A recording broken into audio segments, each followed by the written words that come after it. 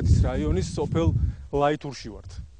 მცენარე, რომელიც აქ ამ პლანტაციაშია გაშენებული, 2006 წელს პირველად შემოიტანეს საქართველოში და საცდელი მიზნით იმერეთში, სოფელ სვიმონეთში დარგეს.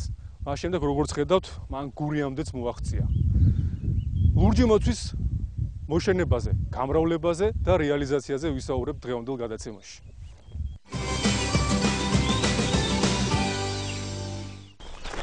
ბოლო გამარჯობა. გამარჯობა გიორგი. საქმიანობ? ხო. მზე არ გაშინოთ როგორც ხედავ. არანაირად. ეხლა ის ამიხსენი როგორ მოხდა ეს ამერიკული მცენარე გურიაში? გურიაში პირველად 2006 წელს შემოვიდა იმერეთში რა. შემდეგ 2007-2008 წელში გურიაში სამეგრელოში. ჩვენ კი უკვე მეორე წელია ვაშენებთ ლურჯ მოწვს. ეს არის ბუჩქოვანი, კენკროვანი მცენარე, რომელიც იძლევა ლურჯი ფერის კენკრს და გავაშენეთ 60 გექტარზე. როგორც ხედავთ, უზარმაზარი ფართობია როგორც ხედავ. კი, აი 60 გექტარი არის დაახლოებით, რომელიც გაშენებულია 150.000-მდე ენერგია ჯერჯერობით დარგული და ვაპირებთ გაფართოებას 300 გექტარი და დამატებით ავიღეთ უკვე გაფართოებაზე მე ვისაუბროთ. ეხლა ამიხსენეთ თვითონ ეს მცენარე რა არის, საიდან მოდის? ამერიკიდან მოდის, ამერიკის შეერთებული შტატებიდან მოდის და 15 ჯიშის მცენარე გვაქვს ჩვენ. აქ რამდენი გაქვთ გაშენებული? 15 ჯიშის არის. 15-ვე გაქვთ გაშენებული? 15-ვე გვაქვს გაშენებული, კი. ისე არის დაახლოებით 100-150 ჯიშამდე რა, რომელიც უფრო პერსპექტიული იყო, ის ჩამოვიტანეთ და გავაშენეთ აქ. ეს ჟილეტი რატო გაცია? ჩვენთან ფორმა არის ესეთი, ჩვენს კარგი წესებს არ დავარღვე მაშინ და მეც და ისთვის არის საჭირო. ხალხი ვინც ჩვენთან მუშაობს, ძალიან დიდი ფართობია და რო ვიცოდეთ დაახლოებით ვინ სად არის, რატო არის ჟილეტებს კარგად ჩანს შორიდან. შორიდან კარგად ჩანს, კი. თვითონ მოვლა როგორია ხლა ამ სცენარის გავიაროთ ეტაპობრივად. კარგია. წვეთოვანი სისტემა არის მოსარწყავად, რაც აუცილებელია. თვითონ მცენარე ყინვა გამძლე უფრო ვიდრე აი გვალვას ვერ იტანს რა და მორწყვა უფრო ჭირდება. ნიადაგი როგორი? ნიადაგი, მჟავე ნიადაგი. ნოტიო მჟავე ნიადაგი.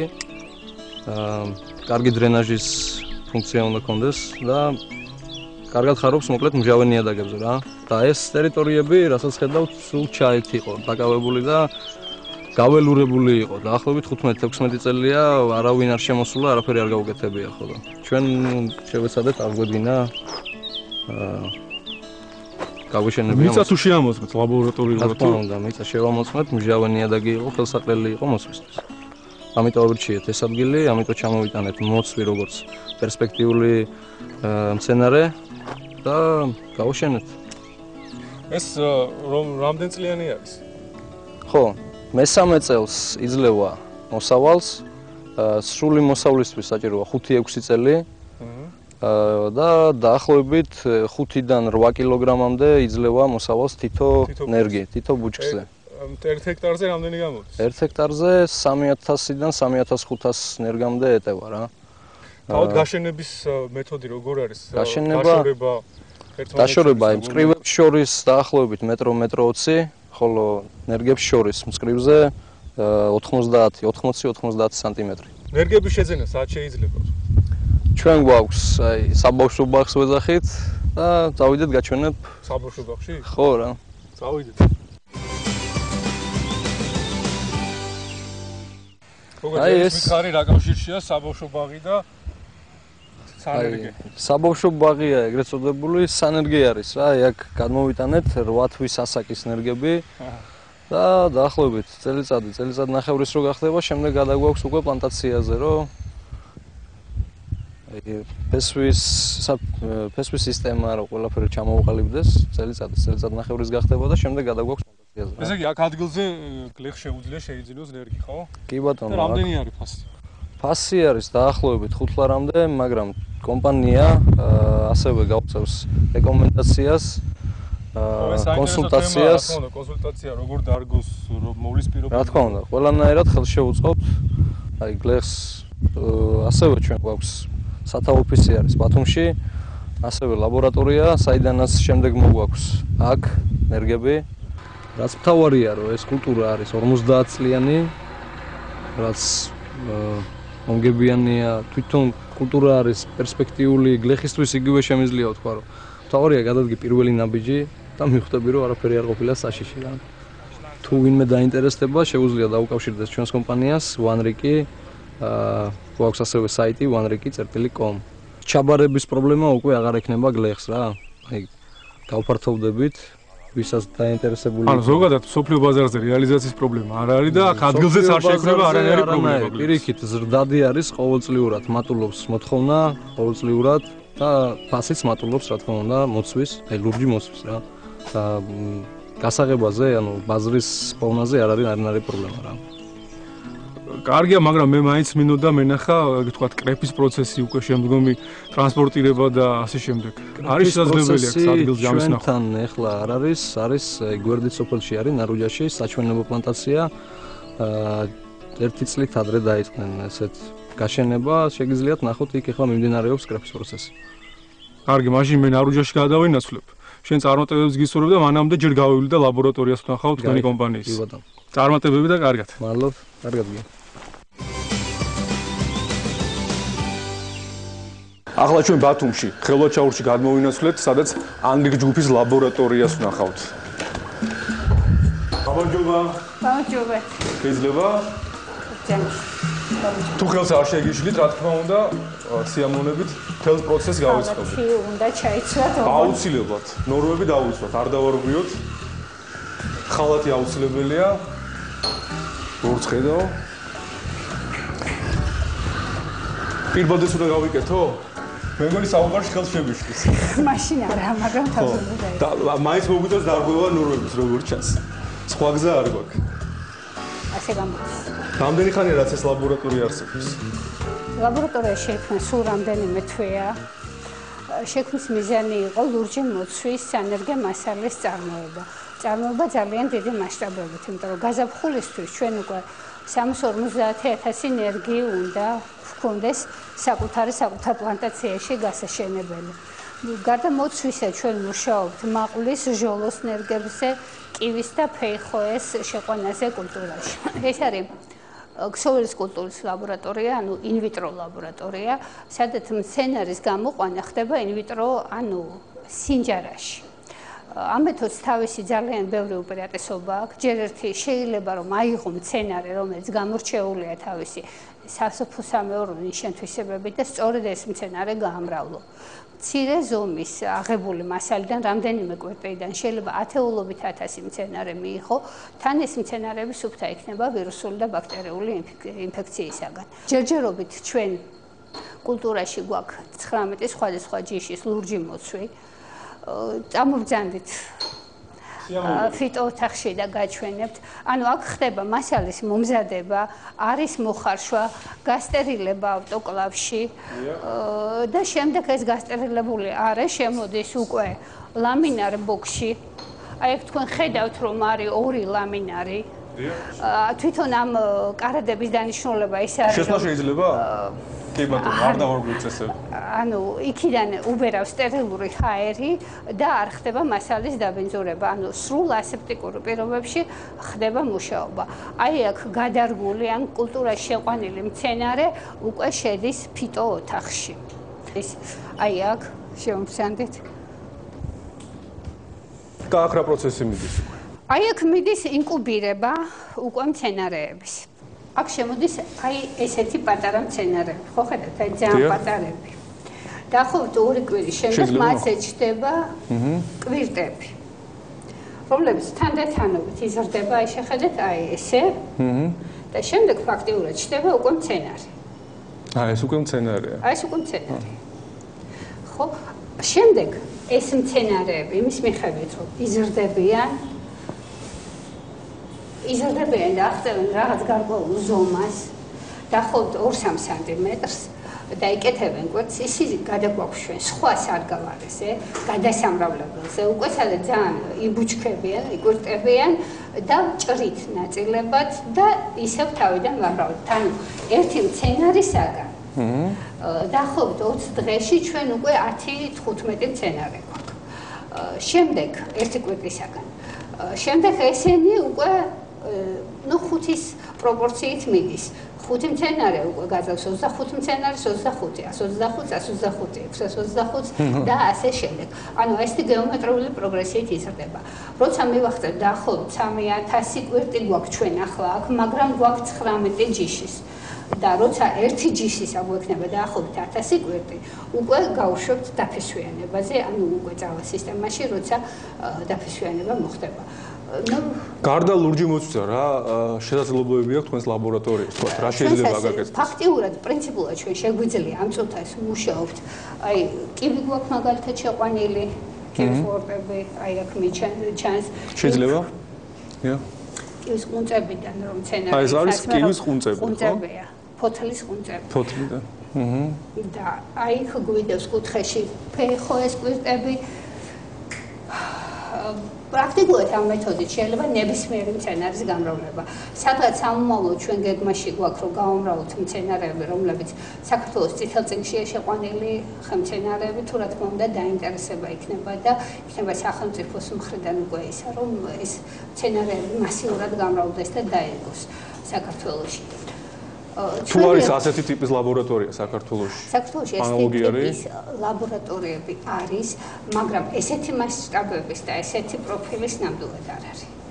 არის უნივერსიტეტებთან არსებული პატარა ლაბორატორიები, სადაც რამდენიმე ასეული მცენარის წარმოებაა შესაძლებელი. ასეთი მასშტაბების ჩვენაერი მასშტაბების და ესეთი პროფილის ძალიან კარგი. მოსამუშავებდეს ნამდვილად არ არის.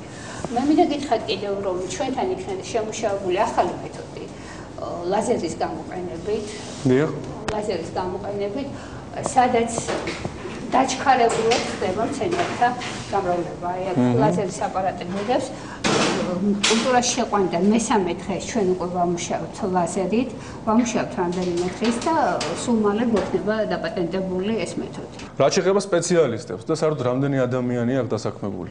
ლაბორატორიაში დასაქმებულია 5 ადამიანი, 5 კვალიფიციური სპეციალისტი, მაგრამ ჩვენ შოთა-რუსთაველის სახელმწიფო უნივერსიტეტის სტუდენტები მოვიწვიეთ პრაქტიკაზე. შეუძლიათ იქ მიღებული თეორიული ცოდნა გამამდიდრონ, რომ პრაქტიკულად გააკეთონ ეს ყველაფერი. ბავშვები სიამოვნებით მოდიან და საქმიანობენ. ძალიან კმაყოფილები არიან, იმიტომ რომ პირველ მეორე კურსელები არიან ფაქტიურად და ძალიან ბედნიერები არიან ამითი. და მე ვთვლი რომ ჩვენ ლაბორატორია არის საერთოდ შესანიშნავი ბაზა სასწავლო პროცესისათვის, აბსოლუტურად უფასოდ. გვარი აქ არის არაჩვეულებრივი მატერიალური ბაზა, სადაც ძალიან თანამედროვე მეთოდებით ხდება ამ ყველაფრის გაკეთება და ბავშვებს თავისი თვალი და თავისი ხელით შეუძლიათ ეს ყველაფერი გააკეთონ და აი თვითონ ძალიან დიდი მადლობა. ახლა კი არ შემიძლია არ გავესაუბრო ასეთი ნოვატორი კომპანიის პრეზიდენტს.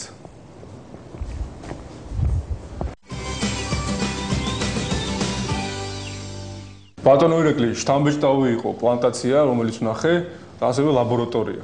არ შემიძლია არ გითხოთ, საიდან გაჩნდა იდეა საერთოდ თქვენი კომპანიის იდეა და რა თქმა უნდა შემდეგ უკვე მთელი განვითარება შეგიძლიათ მოგვითხრათ. იდეა პირველად მოღვაწოდა USAID-ის ორგანიზაციამ, რომელიც დიდი ხნის განმავლობაში მუშაობდა საქართველოს აგროსექტორისთვის მეტნაკლებად შესაფერისი კულტურის მოძიებაზე. მათ შემოგთავაზეს ხელი მოგვიყიდა ლურჯი მოცვის წარმოებისთვის, რადგანაც მიგვაჩნდა, რომ საქართველო არ უნდა ყოფილიყო აგრარულად ჩამორჩენილი ქვეყანა. საჭიროდ მივიჩნიეთ აღნიშნული კულტურის დამუშავების სრული ციკლის ჩატარება და ჩვენ მივედით აგროჰოლდინგის შექმნის იდეასთან. რაც ჩვენი ხედვით არის მოცვის პლანტაციები, გადამამუშავებელი ქარხნები და სამეცნიერო საწარმოო ბაზა, რომელსაც შეუძლია სანერგე მასალით უზრუნველყოფა როგორც ადგილობრივი მოსახლეობისა, აგრეთვე ჩვენი წარმოების. სიძნელეები რასაკვირველია თავიდან იყო და ახლაც არის, რომელთა გადალახასაც მათი წარმოქმნის თანავე ვცდილობთ. ჩვენი აზრით ეს სიძნელეები პირველ რიგში კანონმდებლობასთანაა დაკავშირებული. თვლით აუცილებელია მიღებული იქნეს კანონი მიწის არამიზნობრივი გამოყენების შესახებ, რადგანაც მიწის დიდი ფართობები აუთვისებელია. ასევე ბიუროკრატიული წინაღობები. პირველ რიგში ენერგოპრო. ეს არის უზარმაზარი კოლოსალური ორგანიზაცია, რომლის ადგილიდან დაზვრა ძალიან ძნელია. მიუხედავად ყველაფრისა, ვცდილობთ გადავლახოთ ეს პრობლემები და წინ მივიწევთ. ჩვენს გეგმებში შედის 2014 წლამდე პლანტაციების ფართობი 500 გექტრამდე გავზარდოთ. იმ შემთხვევაში თუ კი ჩვენი აგროჰოლდინგი სრული დატვირთვით ამუშავდება 500 ჰექტარზე გაშენებული კენკრის მოსაკრიფად, ვარაუდობთ დავასაქმოთ 6-7 ათასი ადამიანი. ადგილობრივი რეგიონი სრულად ვერ უზრუნველყოფს მუშახელს, ამიტომ მოგვიხდება ჩამოყვანა მეზობელი რეგიონებიდან. დღეს უკვე ვფიქრობთ მათი საცხოვრებლით და ტრანსპორტირებით უზრუნველყოფაზე. თუ არის შესაძლებელი რომ თქვათ გლეხმა და ფერმერმა ჩააბაროს თქვენთან პროდუქცია თქვენს Да, безусловно.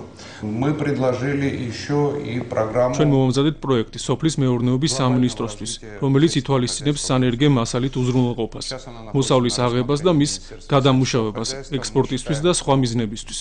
მიგვაჩნია, რომ 7 წელიწადში არც თუ ძალიან დიდი კაპიტალდაბანდების პირობებში საქართველოში მაღალი განვითარებული სოფლის მეურნეობა გვექნება. იმედი მაქვს რომ ასე იქნება და თქვენ ჯგუფს წარმატებას უსურვებ. მართლა შტაბ-ჭრილების ქვეშ ვარ და მიხარია რომ ესეც ასიკეთო საქმეს აკეთებთ რეგიონისათვის და მთლიანად მთელი ქვეყნისათვის. წარმატებები. დიდი მადლობა. ჩვენ კვლავ გურიაში, ოზურგეთის რაიონში ვრჩებით, ოღონდ სოფელ ლაითურიდან ახლა ნარუჯაში გადმოვინაცვლეთ, სადაც უშუალოდ ლურჯი მოცვის კრეფის პროცესი შეგვიძლია ვნახოთ. დია, გამარჯობა. გამარჯობა. როგორ მიდის საქმე? კარგად ძალიან. დღეს მიდის დამზადება მოცვის. იგზავნება თბილისში. 5 ტონის რაოდენობით უნდა დამზადდეს. თან მოხედეთ, კარგი. ძალიან კარგი. და გავუვილი პრაქტიკას. ძალიან კარგი იქნება. ლურჯი მოცვას იშვიათობაა და მოდი სანამ რეალიზაციაზე გადავალთ, საიდან დაიწყო ეს ყველაფერი? იდეა საიდან მოვიდა? იდეა მოვიდა ჩვენთან, როგორც მოგეხსენებათ, არის მჟავე ნიადაგები გურიაში და მოცვი კაკრას, ესე იგი, საჭიროა 4-დან 5-მდეა პH-ი საჭირო მოცვის ლურჯი მოცვისთვის ნიადაგი და ამიტომ გააჩნდა ეს შესწავლილი იქნა, რომ კარგად გაიხარებდა ჩვენ რეგიონში და შემოვიტანენ 2011 წელს. სოფლის მეურნეობის სამინისტრო ახორციელებს პროექტს. ეს რომელი ეს არის გურიმოს, ხო? ესა ლეგასია ჯიშია, ასეთი ლეგა. სადაური ჯიშია. ამერიკადანაა შემოტანილი ორეგონის შტატიდან. ცხა ჯიშია, ესე იგი საადრიო ჯიშები გვაქვს, ონეილი და მისტი. ებრიელია ძალიან. და early blue დანარჩენი მოდის ივნის-ივლის თვეში რა. გურულები ამერიკაში კი ვიცი, მაგრამ ამერიკული მოცვი პირველად გავიგე გურიაში. გაკეთებულია თანამედროვე აგროტექნიკით, როგორც ხედავთ. თვითონ ნიადაგი მხოლოდ გურიაშია საუკეთესო. რეგიონში, გურიაში, აჭარაშიც, გაიშენჯა აჭარაში, სოფელ ცეცხლაურშიც. იგივე მდგომარეობა და სოფელ რუხშიც, კი, სადაც კი იგივე მდგომარეობა. ძალიან კარგადაა. დღეს სამივე ნაკვეთში იკრიფება ახლა მოცვი. ერთ კომპანიას წარმოადგენს, იგივე რუხშიც იკრიფება, ცეცხლაურშიც იკრიფება. ისე ადვილი საკრეფია. რამდენ ჰექტარზე გაქვთ ახლა გაშენებული? გაშენებულია 5 ჰექტრამდეა გაშენებული, 4.6-დია. აქა ჰექტარზე 3100 ძირია დარგული. აქ არის 15.079 ძირი მოცვია დარგული ამ ნაკვეთში, ნარუჯის ნაკვეთში. მოვლის პროცესი როგორია თავად? რამდენად შრომატევადია? ეს ახლა შრომატევადი ჩვენთან რომ სოფლის მეურნეობაში არის დასაქმებული, იმაზე გაცილებით ნაკლები ამის და თანამედროვე აგროტექნიკითაა გაკეთებული, როგორც ხედავთ, წვეთოვანი მორწყვა, ეს მურჩირება ფაქტურად ბალახის ამოსვლას გამორიცხავს ბაზებზე. ამიტომ შედარებით ნაკლები შრომა უნდა სხვა ნაკვეთებთან შედარებით, მაგრამ მოსავალია ძალიან კარგი რა, როგორც ხედავთ თქვენ. ამას აქვს ორი მოთხოვნა ძირითადად მოც. ესე იგი აუცილებელია მჟავე ნიადაგი და აუცილებელია წყალი, წყლის მოყვარული მცენარეა. დანარჩენი ყინვას 20 გრადუსამდე უძლებს, ქარი, სხვა სტიქი არაფერი არ მოქმედებს. ორისა აუცილებლობა ამის რა, ესე იგი ნიადაგის მჟავიანობა და წყალი. ერთ ბურჯს რამდენი აქვს მოსავლიანობა? ერთ ბურჯს როცა ეს უკვე სრულ მოსავალში შევა 2-დან 5 კილოგრამამდეა. საშუალო საგექტარო მოსავლიანობა 10-დან 15 ტონამდეა. 15 ტონა ცოტა არაა 1 ჰექტარზე რა. ძალიან მნიშვნელოვანია და ბუნებრივ პირობებში რამდენია თქვა მოსავალი? წელს ახლა ჩვენ აი ლეგაზე უკვე 2 წლიან მცენარეზე ფაქტურად უკვე 1 კილომდე უკვე იკრიფება რა და ამის სრული მოსავალი არის მე-7 წელს რა, სრული მოსავლიანობა. მცენარის სრული მოსავლიანობა შედის მე-7 წელს და ჯერემ წარმოგიდგენთ. მოიარობაში როდის შედის? აი მე-3 წელია ახლა ხო, მე-3 წელს უკვე მე-3 წელია დარგულია. ხო, მე სრული მსხმოიარობა როცა იქნება, სრული მე-6 მე-7 წელს იქნება სრული მსხმოიარობა. ეს აივსო და შეგვიძლია უკვე წავლოთ, ხო? კი. კი, როგორია თქვა აი გამოცდილება ამ 3 წლის განმავლობაში დაავადებებთან ბრძოლაში თქვენი პირად? დავადებთ ბრძოლა ფაქტურად არ დაგვჭირებია, იმიტომ რომ და სცენარი იმდენად კარგად შეეთვისა ჩვენ გარემოს, რომ არავითარი პრობლემა არ შექმნია ამ ხრე. და თავად ბაზარზე თუ არის მოთხოვნა? კი, ძალიან დიდი მოთხოვნაა, ჯერჯერობით სოფლიო ბაზარი არაა გაჯერებული. მოთხოვნა ძალიან დიდია, მზარდია სოციალურ რიტმზე, ეს არის ხილი, რომელიც ძალიან პოპულარულია და ძალიან სასარგებლოა ადამიანისთვის. კრეფის პროცესი როდის იწყება? მაისში იწყება, 15 მაისიდან. 3 ჯიში გვაქვს საადრეო ჩვენ ონეელი, მისტი და ერლიბლუ, რომელიც 15 მაისიდან იწყებს შემოსვლას და ვიწყებთ ამ დროს შერჩევით დაკრეფას. ეჯიშები უკვე ჩვენ დაკრეფილი გვაქვს, აი აქ არის ეს ჯიშები, რომელიც უკვე დაკრეფილია და გადატვირთულია. ახლა მიდის ასეთი ჯიშია ლეგასის დაკრეფა, ლეგასია ჯიში, რომელიც ამ მიმდინარეობს. ლურჯი მოცვის ნაყოფები გამოირჩევა თავისი უნიკალური თვისებებით. გარდა იმისა, რომ მას აქვს როგორც გამოყენება კულინარიაში, ის ფართოდ გამოიყენება ხალხურ მედიცინაშიც. ოდითგანვე ლურჯი მოცვი ცნობილია თავისი სამკურნალო თვისებებით. მის ნაყოფის შემადგენლობაში ძალიან დიდი რაოდენობით შედის სხვადასხვა ვიტამინები, მჟავებიდან შედის ლიმონის მჟავა, ვაშლის მჟავა, ასკორბინის მჟავა. დიდი რაოდენობით არის ბეჭდვის ვიტამინის კომპლექტი. არის პ ვიტამინი, პპ ვიტამინი, კაროტინი. ლურჯი მოცვის ნაყოფს გააჩნია ანტიოქსიდანტური თვისებები. გარდა ამისა, ის აქტიურად შთანთქავს ორგანიზმიდან ცენზიუმსა და კობალტს, მძიმე მეტალებს, ამიტომ მას აგრეთვე ანტირადიაქტიული თვისებებიც გააჩნია. ლურჯი მოცვის ნაყოფები ძალიან კარგია კუჭ-ნაწლავის ტრაქტის მოქმედების მოსაწესრიგებლად. ფართოდ გამოიყენება დიაბეტით დაავადებულთა მკურნალობაში, იმიტომ რომ მასში შედის სპეციალური გლიკოზიდები ფოთლის შემადგენლობაში, რომელიც საგრძნობლად წევს შაქრის შემადგენლობას როგორც სისხლში, ასევე შარდში. ამიტომ დიაბეტით დაავადებული ადამიანებისათვის მოცვის ფოთლის ჩაი რეკომენდებულია როგორც სამკურნალო საშუალება.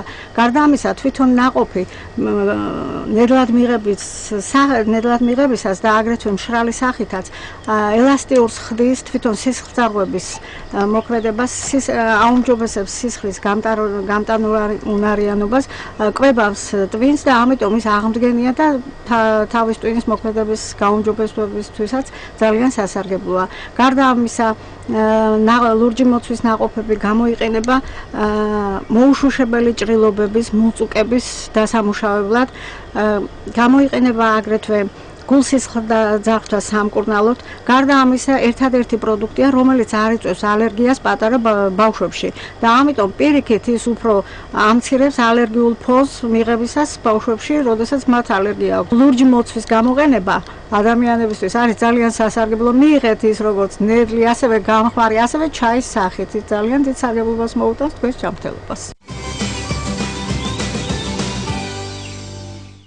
აქ არის იწონება ეს მოცვი უთებით გამარჯობა და ველოდებით მანქანას. აქ ხდება უკვე აწორვა. აბა მაშინ დავდგავ. ესე სამიწონე და ჩემ რამდენი მეკუთვნის, მე ისიც მითხარი.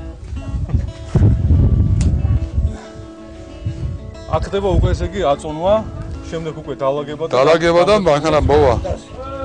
რამდენი მეკუთვნის? ახლა გეკუთვნის 3 ლარი და 10 თეთრი. რამდენი კაცია დასაქმებული? დასაქმებული არის 62 კაცია დღეს აქ დასაქმებული. და რამდენი ხანი ძლებს თქვათ ასეთ მდგომარეობაში ხუთებში ჩაწყობილი? ეს მაცივარში როცა ინახება უკვე ძალიან დიდხან შეიძლება ესე იგი რა შენახვა და რეალიზაცია შემდეგ. არის მეორე თუ გინდა რომ ძალიან დიდხანს იყოს შოკირება კეთდება, შოკით ერთგვარი შოკირებას გაყინვას და შემდეგ 5 გრადუს ტემპერატურაზე შეინახავ და შეიძლება ყოველთვის ყველა დროს მიირთვა. ესე იგი ევროპის და სოფლიოს ბაზარზე გატანის პრობლემა არ არის. არა, დღეს არის იტალიელებთან ახლა მოლაპარაკება ჩვენ მას ხელმძღვანელობას. იტალიელებს არიან დაინტერესებული იტალიაში გავა იყიდება ბათუმში, იყიდება თბილისში, ასე რომ ჯერჯერობით რეალიზაციის პრობლემა ნადათ არ გვაქვს რა. თბილისში რამდენია ფასი? აი მათზე აღვე და მოგდება სავაჭრო ქსელზე. თქვენ რამდენად აბარებთ? ჩვენ ვაბარებთ 3 ლარა და 25 თეთრად. როგორც ვთქვით, ეს პირველი მოსავალია. კი. და თუ ჩავიდა უკვე ევროპის ბაზარზე ეს ქართული მოსავალი. კი, ირანულმა ბიზნესმა გაიტანა ევროპაში, კი. და სტანდარტი აკმაყოფილებს კი, რა თქმა ხარისხი უნდა. კარგია. ძალიან კარგია, როგორც ხედავთ, ძალიან კარგია. ბუნების საოცრებას ეძახიან საერთოდ ლურჯ მოც ბუნების საოცრებას ეძახიან და ძალიან მნიშვნელოვანია ჩვენი ფერმერებისთვის, რომ ასეთი ენერგიები შემოვიდა ჩვენ ქვეყანაში, კარგად შეეთვისა და იმედია, რომ ჩვენ ფერმერებს, ჩვენ გლეხებს შემოსავალს გაუჩენს, რომ შემოსავალს, ამიტომაც ძალიან მნიშვნელოვანი, იმიტომ ეს მიწის ნაკვეთი ჩვენთან პრობლემაა, რომ მიწის ნაკვეთი რო დაიტვირთოს ისეთნაირად, რომ მოსავალი რეალური კარგი შემოსავალი გაუჩნდეთ ადამიანებს, რა ჩვენთან არა ესეთი იგივე სიმინდი და სხვა აი რო ირგვება ჩვენ მიწაზე არაძლევს ესეთ შემოსავალს რა, რომ ჯავენიადაგებია და აი ზუსტად ამ ჯავენიადაგებს კარგად მიდის. საშუალო მოსავალი 10-დან 15 ტონამდეა და აი 20000 რო გაყიდოს გლახმა, ასეთ შემოსავალს არც ერთი კულტურა არ იძლევა და ძალიან კარგია. თან მით უმეტეს რომ რეალიზაციის პრობლემა არ არის. კი, რა თქმა უნდა. დიახ, დაგემშვიდობები. მართლა კარგ საქმეს აკეთებთ გურიის რეგიონისათვის და მთლიანად საქართველოსათვის. გლეხი დასაქმდება იმედი მაქვს და მომავალი პერსპექტივა იმედი გაუჩნდება. ძალიან კარგი. წარმატებებია, მაგრამ ლურჯი მოცვი არის ბუნების გულუხი საჩუქარი, როგორც ამბობენ და იმედია ჩვენ თანამოქალაქეებს ჩვენ ქვეყანას კარგი საჩუქარი უკეთდება მომავალში. წარმატებები. გამარჯვებით. ასე რომ ამ კულტურის მოშენება პერსპექტიული საქმე ჩანს. კლიმატი და ნიადაგი ხელს გვიწყობს, სოფლიო ბაზარზე მოთხოვნა არის, დანარჩენი კი ალბათ საჭიროა. გლეხის მეტი ინფორმირებულობა და რა თქმა უნდა ფინანსური მხარდაჭერა და ერთი მთავარი გლეხის მონდომება.